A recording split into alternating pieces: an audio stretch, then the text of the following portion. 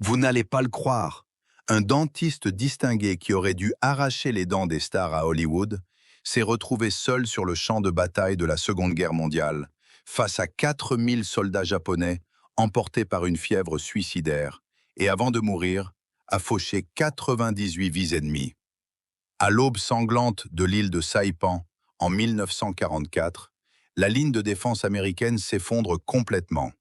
Lui, médecin militaire, aurait dû enlever son brassard à Croix-Rouge et se retirer avec le gros des troupes. Mais pour les 30 blessés graves sans défense derrière lui, il arrache sa blouse blanche et rugit. « Je ne suis plus médecin maintenant, je suis soldat ». Supportant 76 impacts de balles et coups de baïonnette sur tout son corps, il saisit seul une mitrailleuse lourde Browning de 47 livres et la fait feu frénétiquement dans la boue.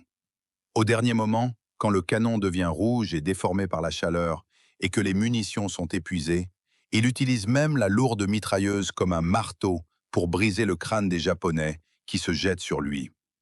Après la guerre, gîte au milieu de 98 cadavres japonais, gardant jusqu'à la mort sa posture de tir.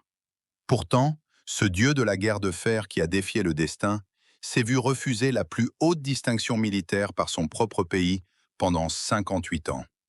Quel absurde et scandaleux secret se cache derrière cela? Comment ce dentiste de l'enfer a-t-il créé ce miracle de résistance en solitaire? Revenons en 1937. À cette époque, Benjamin Solomon venait juste de sortir de l'école dentaire de l'Université de Californie du Sud avec son diplôme officiel de dentisterie. À cette époque, maîtriser l'art dentaire signifiait jouir d'un statut social élevé et d'une fortune considérable. Mais dans les veines de ce jeune homme coulait un gène de guerrier, bien différent des instruments chirurgicaux froids. Depuis son enfance, il rêvait de devenir un véritable soldat, de commander des armées sur le champ de bataille. Après l'université, il n'a pas hésité à déposer une demande d'engagement dans l'armée canadienne, espérant devenir fantassin de première ligne. Mais l'armée canadienne l'a froidement refusé, invoquant des quotas et des problèmes de nationalité. Solomon n'a pas abandonné. Il a ensuite déposé une demande auprès de l'armée américaine, mais le destin en a décidé autrement. Les effectifs de l'armée américaine en temps de paix l'ont également éconduit. Profondément déçu, Solomon a dû se résigner à la réalité. Il a loué un bureau chic dans le célèbre quartier de Beverly Hills à Los Angeles et y a ouvert son propre cabinet dentaire. Ses clients sont vite devenus des stars d'Hollywood et des millionnaires locaux. Les revenus élevés et la vie confortée auraient fait l'envie de quiconque. Mais chaque jour, en essuyant sa perceuse dentaire et ses matériaux d'obturation, Solomon regardait par la fenêtre les rues couvertes d'affiches de recrutement. Il attendait une occasion, celle d'enlever sa blouse blanche pour enfiler un gilet pare-balles. Cette occasion est arrivée en novembre 1940. Avec la détérioration complète de la situation sur le front européen, les États-Unis ont adopté la première loi de conscription obligatoire en temps de paix de leur histoire. Solomon, jeune homme en âge de servir, a fermé sans plainte son cabinet qui lui rapportait de l'or chaque jour et s'est présenté au bureau de recrutement. Cette fois, en raison de sa volonté farouche et du chaos dans l'affectation des recrues, l'armée n'a pas remarqué sa formation dentaire et l'a directement affecté comme simple soldat au 102e régiment d'infanterie. Pour Solomon, c'était un don du ciel. Pendant l'entraînement infernal du régiment d'infanterie, ce médecin qui passait ses journées avec les dents a révélé un talent militaire effrayant. Sur le stand de tir, qu'il s'agisse du fusil Garand, du pistolet ou de la lourde mitrailleuse légère Browning, tout ce qui passait entre ses mains atteignait une précision supérieure à celle des instructeurs. Ses gestes étaient nets et précis, son sens tactique exceptionnel. En un peu plus d'un an, il est passé du grade le plus bas de simple soldat à celui de sergent d'infanterie. Lors du concours de compétences militaires du régiment, Solomon a commandé personnellement une section de mitrailleuses Browning.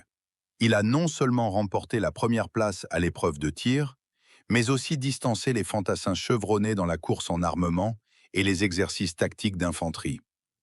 En 1942, le commandant suprême du 102e régiment d'infanterie a écrit dans le dossier personnel de Solomon une évaluation flatteuse. Cet homme est le soldat polyvalent le plus remarquable et le plus doué tactiquement de tout le régiment. Cependant, une note administrative glacée du département de la guerre a brisé le rêve d'infanterie de Solomon au milieu de l'année 1942.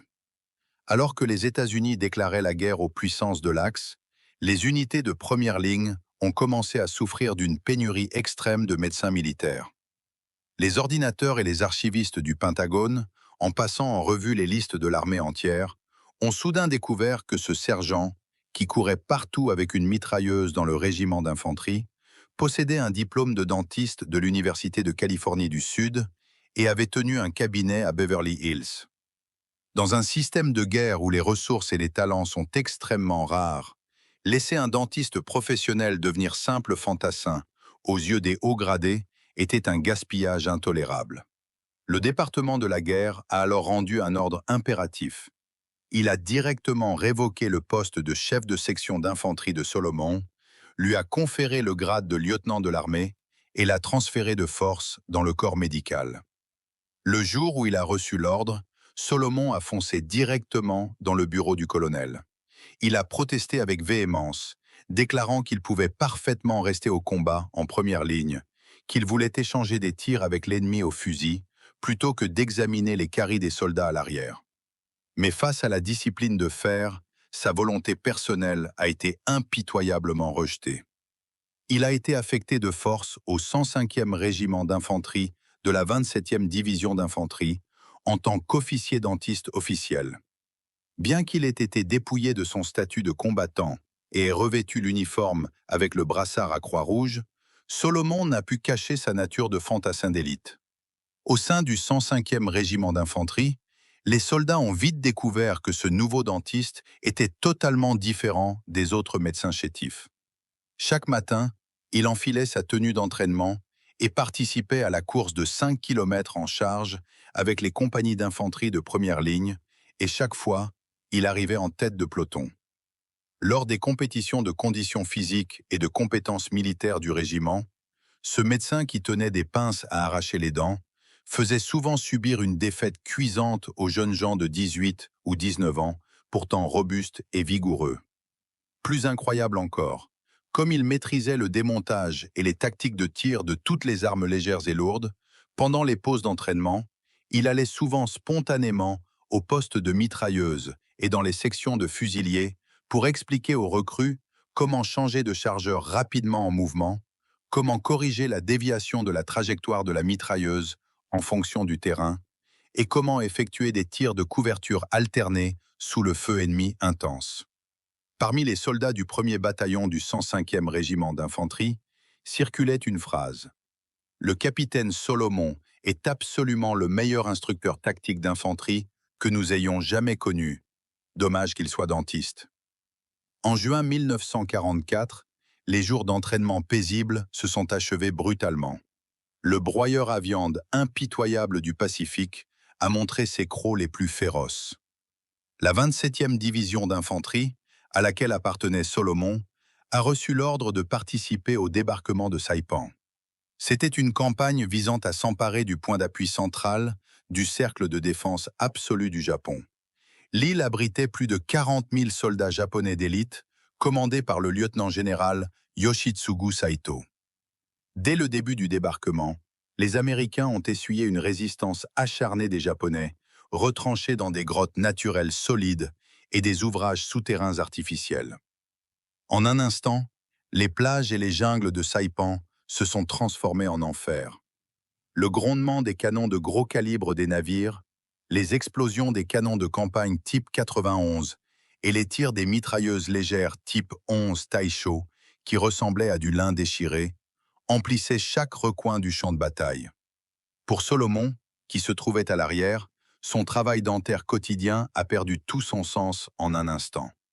Comme il l'écrivait dans une lettre à un ami de Los Angeles, « Quand les obus lourds tombent sans cesse au-dessus de nos têtes et réduisent toute la forêt en terre brûlée, aucun des blessés évacués du front n'a besoin d'un plombage. Leurs os sont pulvérisés, leurs viscères éventrés par les éclats d'obus. » Le 27 juin, les combats au front atteignirent leur paroxysme.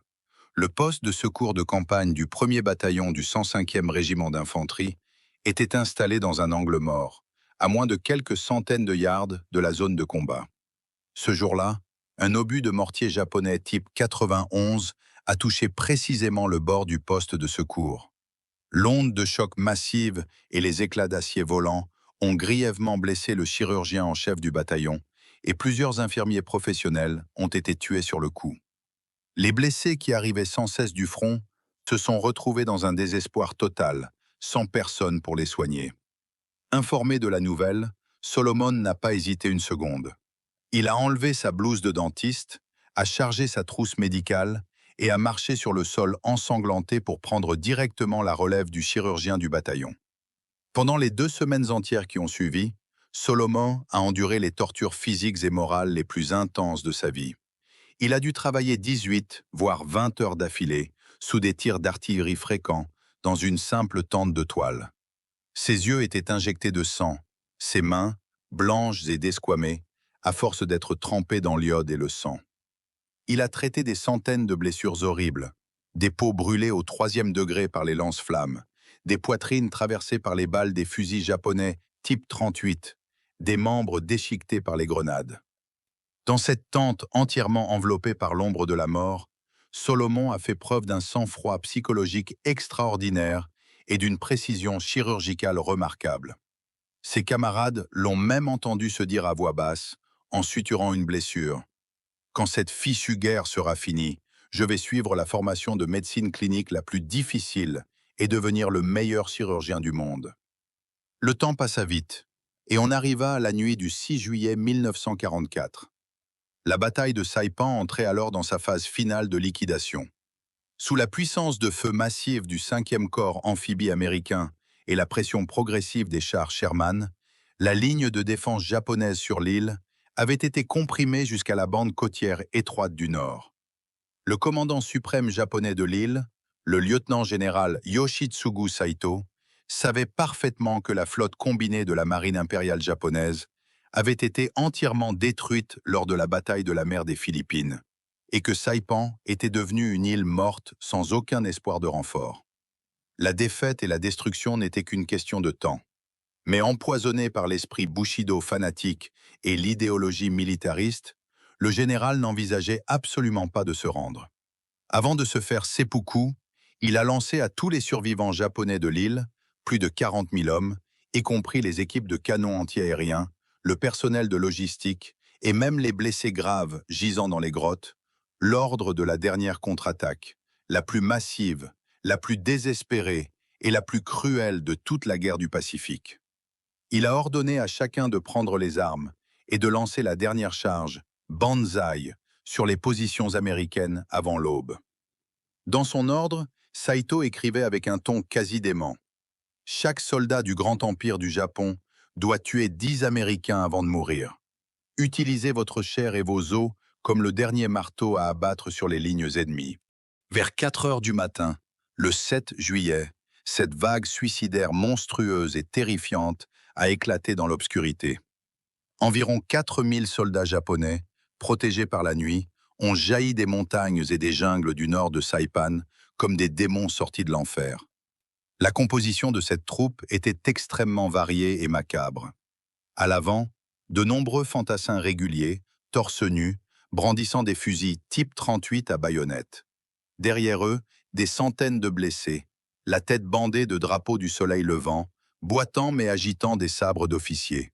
Et tout au fond, même de nombreux civils japonais, armés de lances de bambou aiguisées, de couteaux de cuisine et de charges explosives. Ils n'avaient ni couverture tactique, ni barrage d'artillerie préalable. Leur seule tactique consistait à remplir les angles morts des tirs américains avec des corps massifs. Quand cette foule humaine déchaînée se précipita sur les lignes du 1er et du 2e bataillon du 105e régiment d'infanterie américain, des cris de « Banzai » assourdissants retentirent dans la nuit. Les mitrailleuses de 30 mm déployées en première ligne ont immédiatement ouvert le feu. Les balles traçantes ont tracé d'innombrables lignes de feu mortelles dans le ciel nocturne, fauchant des rangées entières de Japonais comme du blé. Mais les Japonais étaient trop nombreux. Marchant sur les corps encore convulsifs de leurs camarades, ils continuaient de courir en avant sans s'arrêter. En moins d'une demi-heure de combats féroces, les lignes américaines du front, à court de munitions et aux formations éparpillées, furent déchirées par la tactique de la foule humaine à plusieurs points de rupture clés, et les positions sombrèrent dans un combat au corps à corps d'une violence extrême. Avec l'effondrement complet des lignes de front, les Japonais fanatiques ont commencé à déferler comme une marée dans les positions profondes américaines. À ce moment, le poste de secours de Solomon, situé à seulement 50 yards derrière la ligne de défense, se trouva directement exposé au bout des baïonnettes japonaises. En 15 minutes, plus de 30 blessés américains, coupés ou blessés au front, se sont réfugiés en rampant dans la tente de Solomon. Toute la tente était bondée, emplie de gémissements de douleur et de respirations haletantes. Le capitaine Solomon était en train de fixer une pince hémostatique sur un soldat dont l'artère fémorale était rompue, quand soudain, la moustiquaire à l'entrée de la tente fut déchirée par une brillante baïonnette de fusil Type 38. Un soldat japonais, le visage couvert de sang et le regard fou, pointa son fusil en hurlant des mots japonais incompréhensibles et s'acharna sur un soldat américain blessé, allongé sur une civière, le plus près de l'entrée. Dans ce moment critique, la mémoire musculaire de Solomon en tant que fantassin d'élite se déclencha instantanément. Il n'éprouva aucune panique, contrairement à un médecin ordinaire face à la violence. D'un mouvement du poignet, il lança précisément son scalpel ensanglanté dans la poitrine du Japonais, tout en s'appuyant sur son pied gauche pour asséner un coup de pied latéral d'infanterie parfait sur la crosse du fusil. Crac! La force déviant la baïonnette du Japonais, celle-ci s'enfonça violemment dans la boue. Avant que le Japonais ne puisse réagir, Solomon s'était déjà jeté sur lui comme un tigre. Il saisit un fusil M1 Garand qui se trouvait sur le manteau d'un ordonnance-mort à côté de lui, et en moins d'une seconde, il arma, chargea, épaula et appuya sur la détente, le tout d'un seul geste fluide. Boum! Une balle de 8 mm traversa de près le front du Japonais et le projeta hors de la tente. Cependant, le danger n'était pas écarté. À peine le coup de feu retentit, deux autres soldats japonais armés de fusils rampèrent par la brèche. Leur objectif était clair, tuer tous les blessés américains sans défense dans la tente. Dans l'espace étroit de la tente, Solomon déploya une habileté au combat rapproché étonnante. Il ne recula pas, mais alla au-devant des baïonnettes. Avec le bois du fusil M1, il enrailla la lame du premier Japonais qui s'abattait sur lui, des étincelles jaillirent, et d'un coup de pied droit, il atteignit directement l'aine du second. Pendant que celui-ci se pliait de douleur, Solomon poussa un cri de guerre et, des deux mains, renversa le premier Japonais au sol, puis assena des coups de crosse comme l'éclair sur le visage des deux hommes. La lourde crosse en noyer, brandie par la force terrifiante des bras de Solomon, devint l'arme la plus meurtrière. Accompagnée du bruit sourd d'os brisés, les deux Japonais s'effondrèrent dans une mare de sang. Immédiatement après, un quatrième Japonais se jeta sur lui par une déchirure dans la toile, sur le côté de la tente, et le plaqua au sol. Les deux hommes se livrèrent à une lutte corps à corps des plus primitives dans la boue. Le Japonais serrait fermement le cou de Solomon, mais celui-ci, au bord de l'asphyxie, déchaîna une force de résistance bestiale. Il heurta violemment le nez de l'ennemi de son front. Au moment où l'autre lâcha prise en criant de douleur, Solomon saisit au sol un sabre japonais et, d'un revers, enfonça la lame froide directement dans la poitrine de l'ennemi. En moins de 5 minutes, dans l'étroite tente médicale, Solomon avait éliminé de ses propres mains 4 soldats ennemis, par des moyens quasi primitifs et d'une violence pure. Sa blouse blanche était maintenant couverte de cervelle et de sang ennemi. Regardant les flammes qui se rapprochaient de plus en plus et les tirs qui se multipliaient hors de la tente, Solomon comprit parfaitement que tout l'axe défensif du 105e régiment d'infanterie était totalement paralysé. Ce poste de secours était devenu une île sans protection. En quelques minutes à peine, des centaines de Japonais le mettraient complètement à plat, et les 30 blessés américains qui gisaient ici subiraient un massacre unilatéral, dénué de toute logique. Solomon prit plusieurs chargeurs de 8 coups de fusil Garand sur des cadavres, se tourna vers les quelques blessés légers et brancardiers pâles de peur autour de lui, et leur lança l'ordre le plus sévère. « Tout le monde écoutez, Soulevez immédiatement tous les blessés graves et retirez-vous vers la plage par le lit de la rivière asséchée derrière. Je reste pour vous gagner du temps. » À cette annonce, un jeune infirmier le retint par le bras en pleurant. « Capitaine, vous êtes médecin militaire, vous portez le brassard à Croix-Rouge. Selon la Convention de Genève, vous ne pouvez pas rester pour combattre. Venez avec nous. » Solomon écarta d'un geste la main de l'infirmier. Dans son regard, il n'y avait aucune trace de peur, seulement la détermination et la froideur d'un fantassin de métier. Il répondit sèchement. « Ici, maintenant, je ne suis pas médecin. Je suis soldat du 105e régiment d'infanterie. Exécutez l'ordre. Filez !» Après ces mots, Solomon, le fusil en main, sortit seul et résolument de la tente médicale de campagne, marchant à contre-courant vers les innombrables Japonais qui chargeaient follement. Au moment où il franchit le seuil de la tente, le spectacle qui s'offrait à lui aurait pu rendre fou n'importe qui à la psychologie fragile. Sur la plaine, à moins de quelques dizaines de yards devant lui, il y avait partout des Japonais qui couraient follement en brandissant des armes. Plusieurs abris avancés américains étaient déjà jonchés de cadavres. Sur une butte, à une vingtaine de yards environ devant Solomon, un poste de mitrailleuse lourde, qui appartenait au 1er bataillon américain, venait d'être pris par les Japonais. 4 mitrailleurs américains gisaient dans le sang, leur corps criblé de coups de baïonnette. Et dans cet abri fait de sacs de sable, une célèbre mitrailleuse lourde Browning M 1917A1 était posée là, silencieuse. Cette mitrailleuse lourde était l'arme défensive emblématique des positions américaines pendant la Seconde Guerre mondiale. À refroidissement par eau, tant que l'eau du manchon ne s'évaporait pas, elle pouvait tirer sans interruption à la cadence effroyable de 600 coups par minute, avec une puissance de feu dévastatrice. Plus important encore, à côté de la mitrailleuse, étaient éparpillées plusieurs caisses de ceinture de 250 cartouches non ouvertes. On estimait qu'il y en avait au moins 1 ou 2000. Solomon, en tant que chef de section de mitrailleuses maîtrisant toutes les armes de l'armée, eut les yeux qui brillèrent instantanément.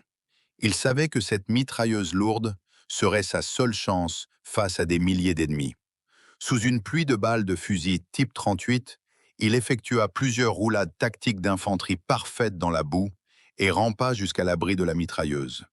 Cependant, comme le champ de tir de cette position était obstrué par de nombreux cadavres américains et des mauvaises herbes, il ne pouvait pas tirer efficacement sur les Japonais qui chargeaient par le flanc gauche. Solomon accomplit alors un geste d'une folie incroyable.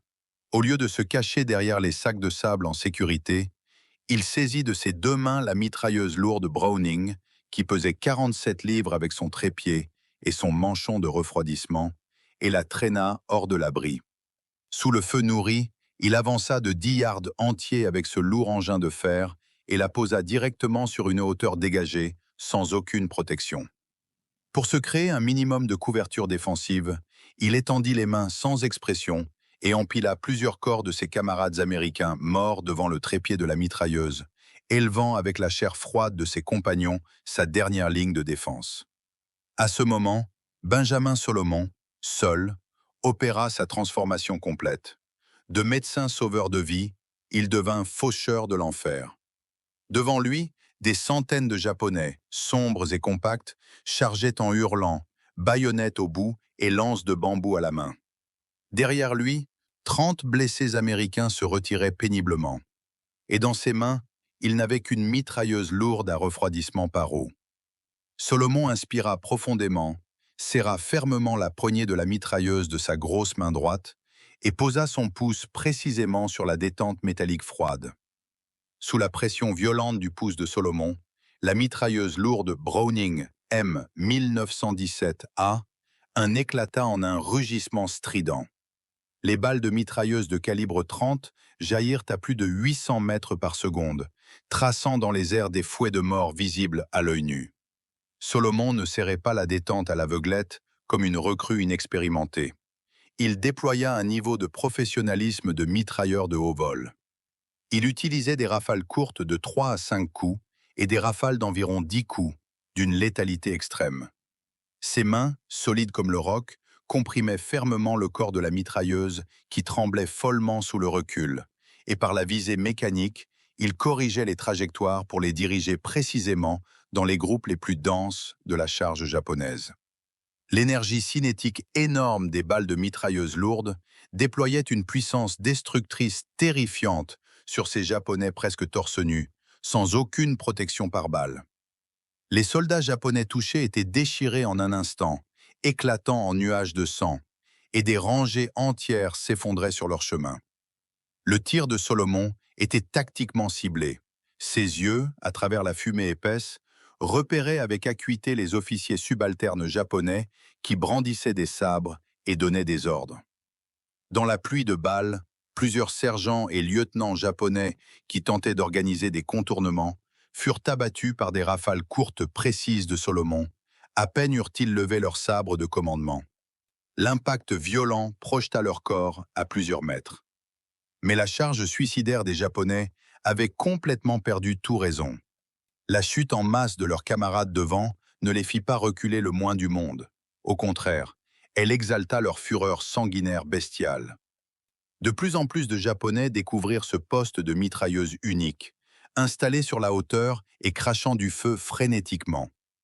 En un instant, d'innombrables balles de fusil type 38 et type 99 pleuvaient de toutes parts sur la position de Solomon. Les balles heurtaient le manchon de refroidissement de la mitrailleuse, faisant jaillir une série d'étincelles éblouissantes et un tintement strident. Des éclats de cuivre et de la terre volaient en tous sens. Moins de 5 minutes après avoir ouvert le feu, le corps de Solomon commença à subir les atteintes les plus directes de la guerre. Une balle perdue arracha d'abord un morceau de chair à son oreille gauche. Le sang lui couvrit aussitôt la moitié du visage. Puis une autre balle de fusil traversa directement son épaule gauche. L'impact violent fit brièvement cesser le tir de la mitrailleuse.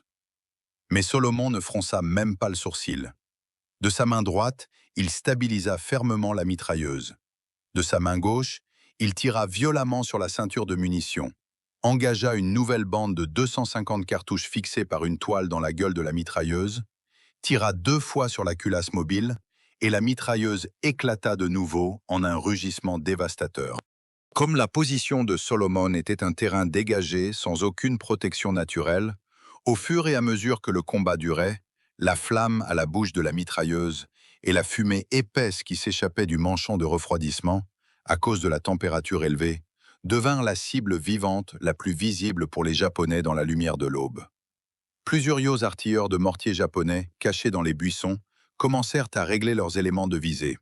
Plusieurs obus de mortier type 91 explosèrent successivement près de Solomon, et les éclats acérés ainsi que les ondes de choc violentes déchiraient sans cesse son corps. Ses jambes étaient déchiquetées, son pantalon complètement imbibé de sang.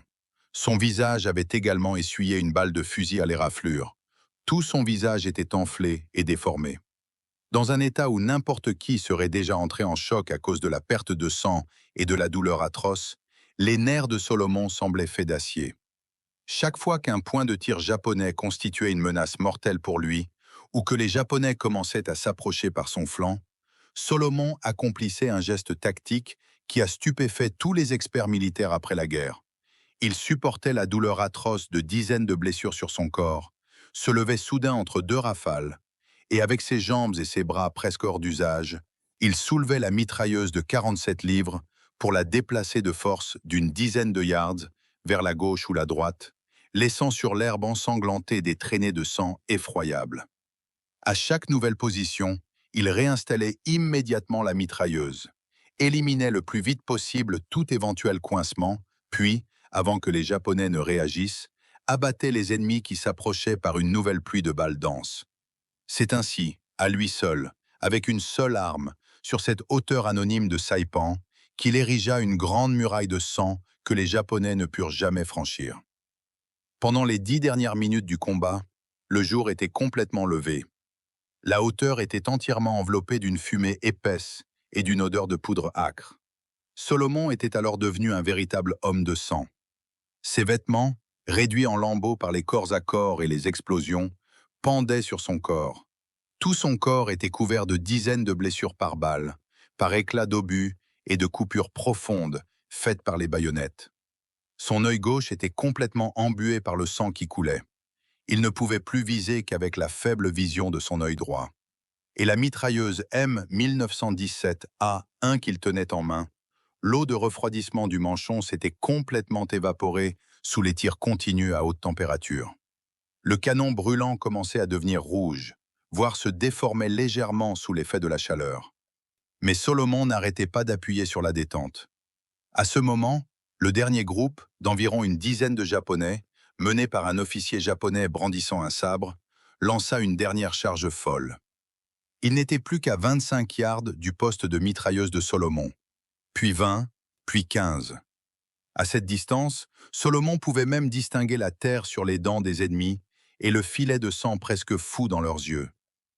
Juste au moment où les derniers ennemis arrivèrent à moins de 10 yards de la mitrailleuse, distance limite, accompagné d'un sec claquement de chambre vide, la dernière caisse de ceinture de munitions près de Solomon fut épuisée. La mitrailleuse s'est tue. Face aux plusieurs Japonais qui se jetaient sur lui, les baïonnettes brillantes à la main, Solomon, qui avait perdu trop de sang et ne pouvait même plus se tenir debout, déchaîna les dernières forces de sa nature de fantassin brutal. Il n'abandonna pas, et il ne se laissa pas égorger sans réagir. Comme les ennemis étaient trop proches, il n'avait pas le temps de sortir son pistolet de ceinture, ni de tourner le lourd affût de la mitrailleuse. Solomon poussa un cri de guerre qui lui déchira la gorge. Avec ses bras ensanglantés, aux os déjà fissurés, il souleva de terre toute la mitrailleuse lourde Browning de 47 livres, brûlante, avec son trépied de fer. Il transforma cette mitrailleuse, valant plusieurs centaines de dollars et représentant la civilisation industrielle moderne, en un marteau de l'âge de pierre, l'arme la plus primitive de l'humanité. Serrant les dents, il déploya toutes ses dernières forces et abattit violemment le corps de la lourde mitrailleuse sur le premier soldat japonais arrivé devant lui. Boum! Un bruit sourd. L'impact physique énorme brisa instantanément le casque et le crâne du Japonais, qui mourut sur le coup. Immédiatement après, Solomon, profitant de l'élan, balaya la mitrailleuse et renversa le deuxième Japonais à la taille. Mais plus de baïonnettes, en ce même instant, s'enfoncèrent violemment de toutes parts dans le corps déjà déchiqueté de Solomon.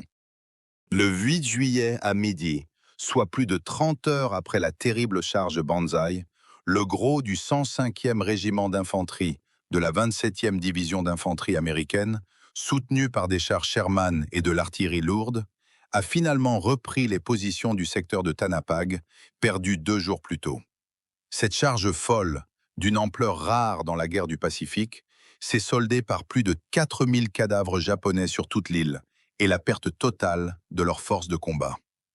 Les équipes de nettoyage des champs de bataille et les infirmiers américains ont commencé à chercher des survivants et à enregistrer les noms des tués dans les ruines et la terre brûlée.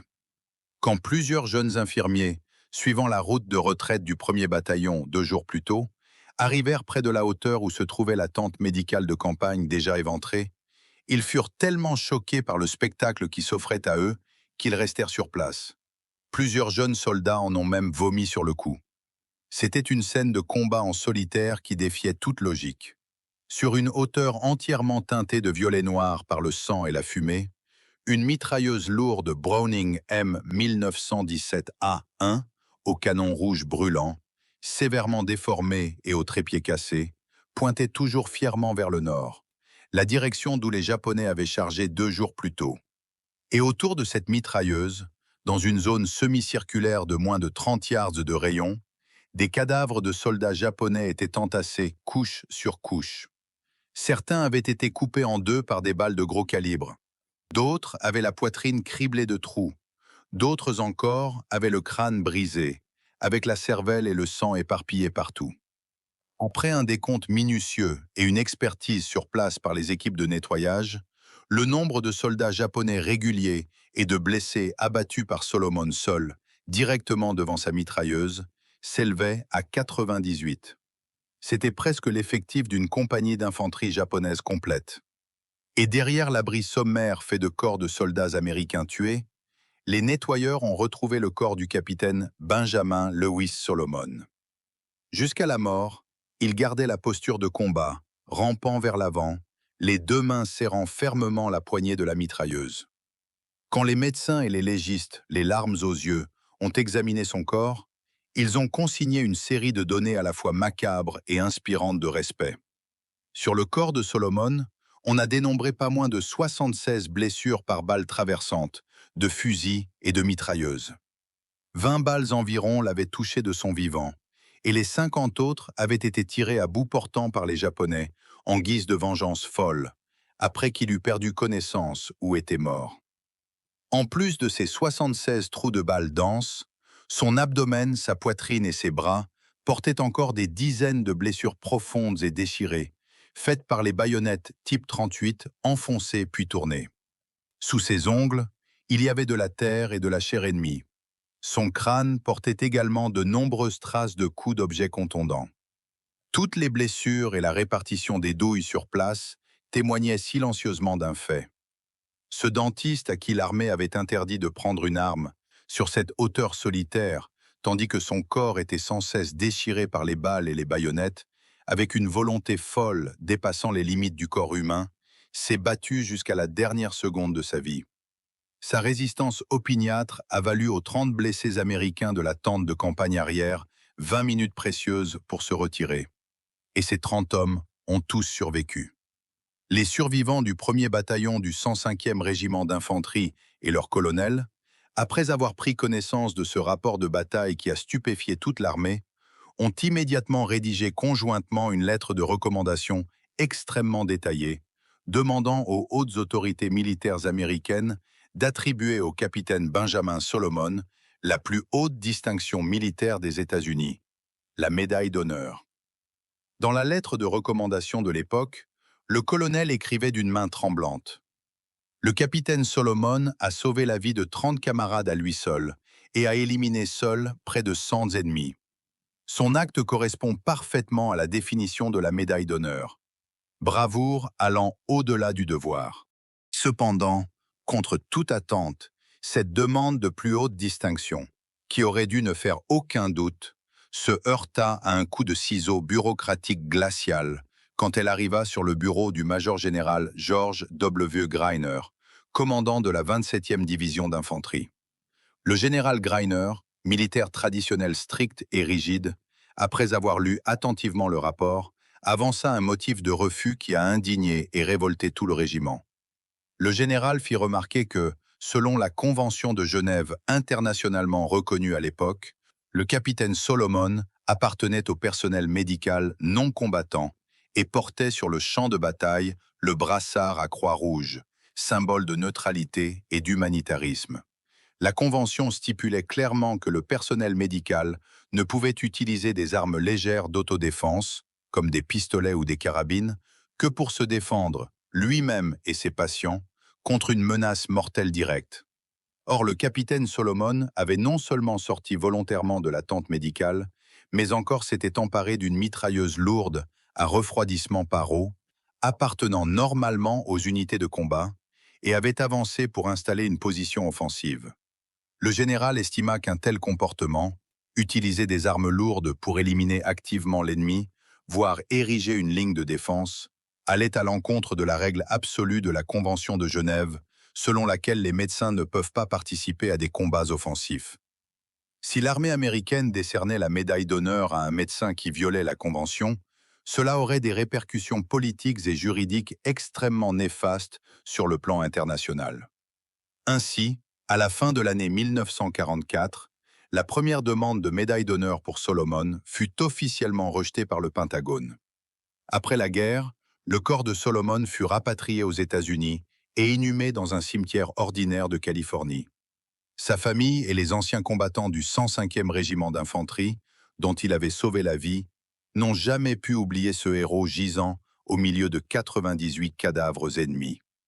En 1951, avec le déclenchement de la guerre de Corée, l'armée américaine a commencé à réexaminer les cas de mérite omis pendant la Seconde Guerre mondiale.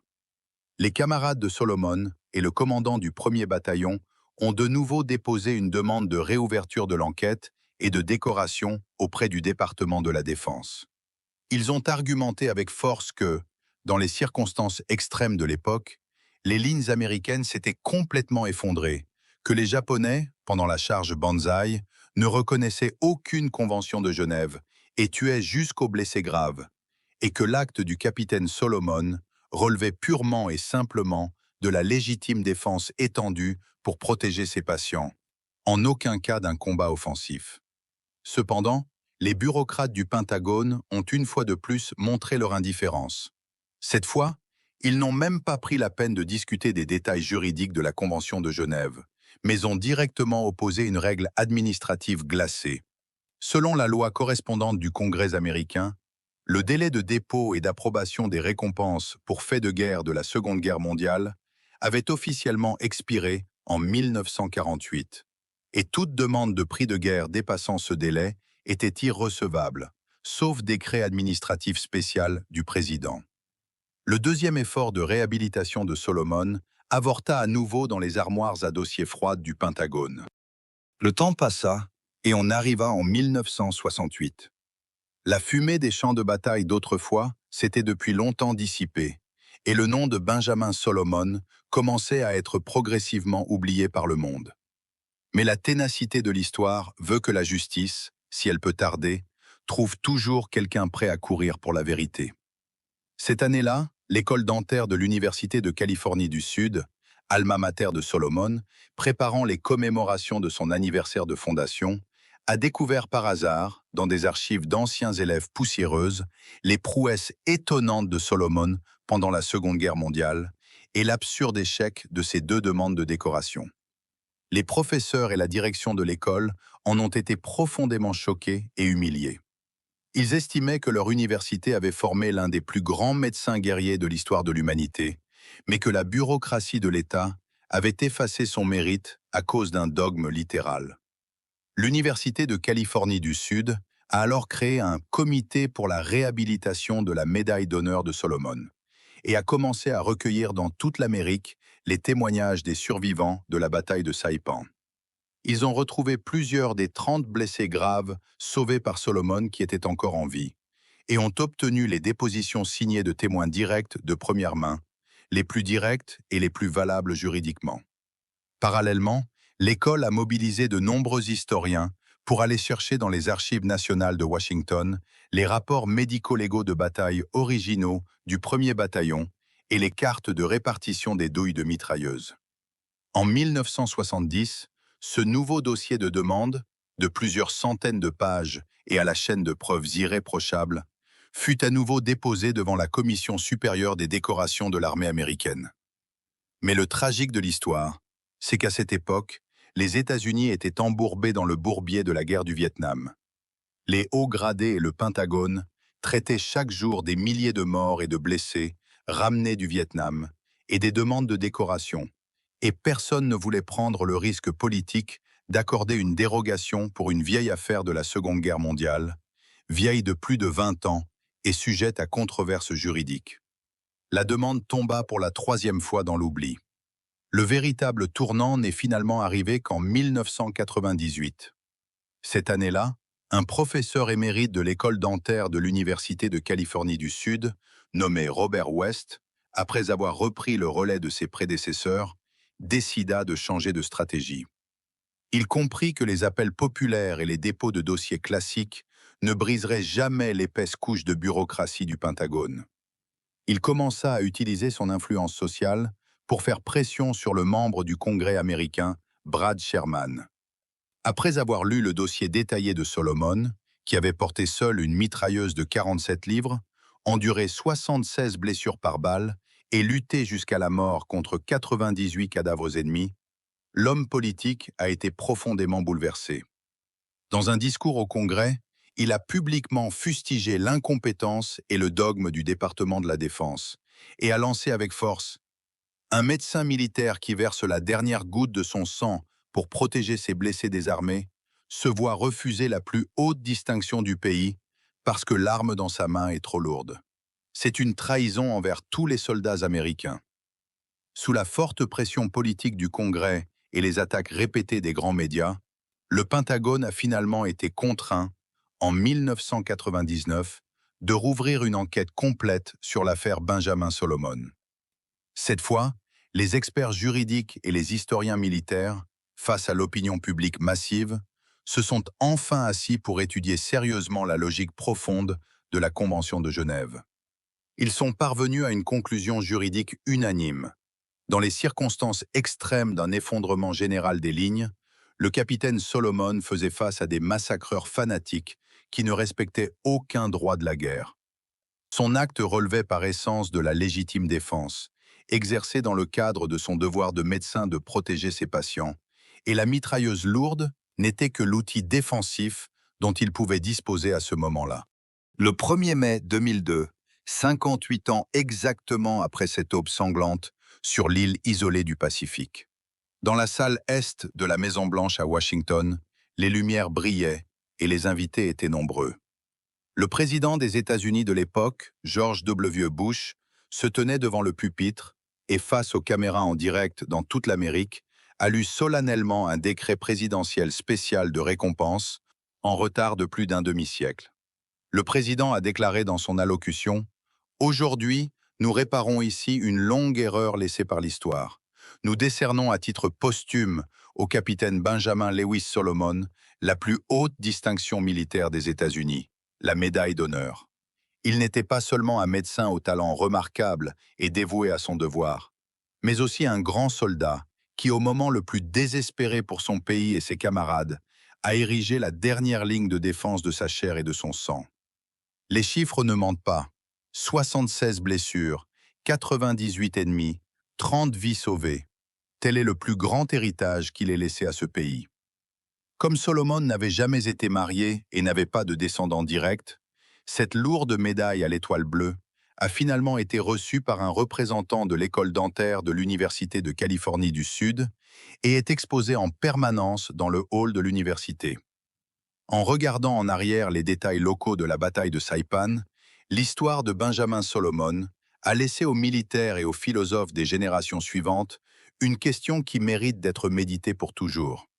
Dans quelles circonstances un sauveur de vie peut-il prendre les armes pour devenir un tueur? D'un point de vue purement tactique et technique, le succès de Solomon n'a rien de fortuit. Ses compétences de fantassin d'élite, que l'armée lui avait enlevées de force, sa maîtrise parfaite du champ de tir et du rythme des rafales de la mitrailleuse lourde à refroidissement par eau, et sa conscience tactique lucide qui lui faisait changer fréquemment de position de mitrailleuse malgré ses blessures graves, constituent la force brute qui lui a permis de créer ce mythe de 1 contre 98, digne de l'enfer. Et sur le plan stratégique et moral, il a mis en œuvre, au prix de sa vie, un humanisme supérieur au dogme littéral de la Convention de Genève, celui d'utiliser la violence la plus extrême pour priver les massacreurs du pouvoir de priver ses camarades de la vie. On lui a refusé d'être soldat, mais il a gardé sous sa blouse blanche l'âme militaire la plus pure. On l'a contraint à devenir médecin, mais quand le scalpel n'a plus pu rien faire, il a sauvé le service de santé avec une mitrailleuse lourde. C'est une épopée vraie sur le déplacement, la fidélité, la trahison et la justice en retard. Notre récit documentaire exclusif sur Benjamin Solomon, le dentiste de l'enfer de la Seconde Guerre mondiale, s'achève ici. Si vous aussi avez été bouleversé par cette légende de fer scellée pendant 58 ans, n'hésitez pas à cliquer sur le bouton d'abonnement sous la vidéo et à laisser un pouce bleu long pour apporter tout votre soutien à notre chaîne. Chaque fois que vous vous intéressez à la vérité historique et que vous la partagez, c'est la plus grande motivation pour nous de continuer à exhumer des archives militaires top secrètes et à restituer les détails les plus authentiques des champs de bataille. N'hésitez pas à laisser dans les commentaires votre avis sur la question.